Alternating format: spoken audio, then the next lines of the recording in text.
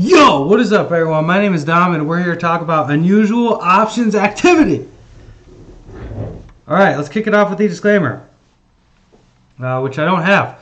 Disclaimer, this video is for educational purposes only. The statements made in this programming are solely the opinion of the show and are not a specific inducement to make an investment. One must perform their own due diligence and realize that all investments carry risk. There's no guaranteed profit.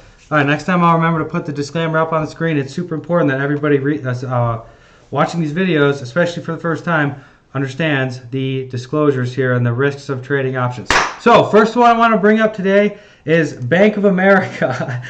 Now, if you take a look here, there's about 16,000 contracts traded here of these December 10th 45 strike calls. I've really been going after these shorter term options here because they seem to work out a little bit more because people are buying these calls for a reason.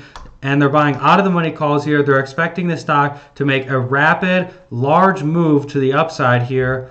So they're not giving themselves plenty of time here. So they must have the best research or know something if they're going to be putting a lot of money down on super risky calls where the stock needs to be, about 2% or higher in 3 days for this trade to be profitable. So that's why I like following these calls here. Quite a bit of open interest here. That's what happens when, with some of these S&P 500 stocks, there's a lot of open interest. You can't always just go by volume to open interest ratio. You have to take a look and see, break down who is buying what in the time and sales and such. Now, if you take a look, so what I did is I actually went out and I bought the stock because I wanted some financial exposure here. I like Bank of America. It's really levered to higher rates, so maybe that's why somebody's buying these calls here. If you take a look at the stock here, it's pulled back from about this 80 or 49 level here down to this 44 level here. So I figured we could pick up a good amount of shares here. I like this level.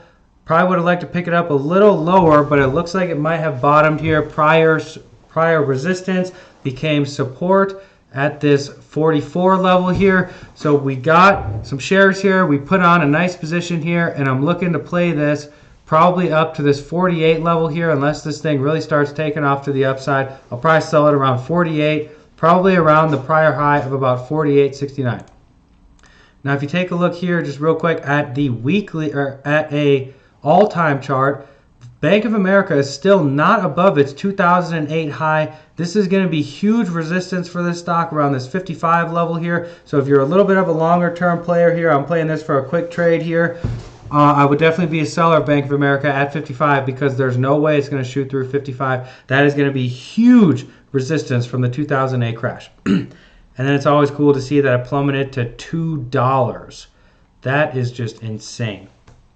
Next one I want to bring up is Hood. Now, I did bring this one up a couple days ago here, but there was some humongous call buying here in these December 17th 25 strike calls. 22,000 contracts traded just like that. People were coming in towards the end of the day here. We saw some huge institutional order flow in these December 17th 25 strike calls. I was in these December 31st 30 strike calls that we brought up the other day.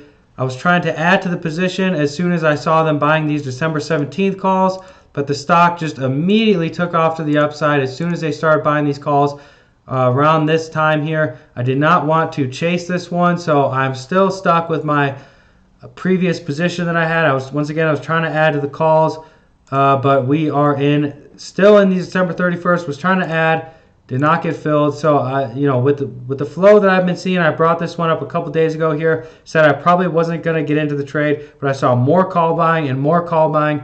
Sometimes it matters on the call buying. It matters on the option flow, what the institutional traders are doing, rather than what you think about a stock. I definitely do not like the chart here.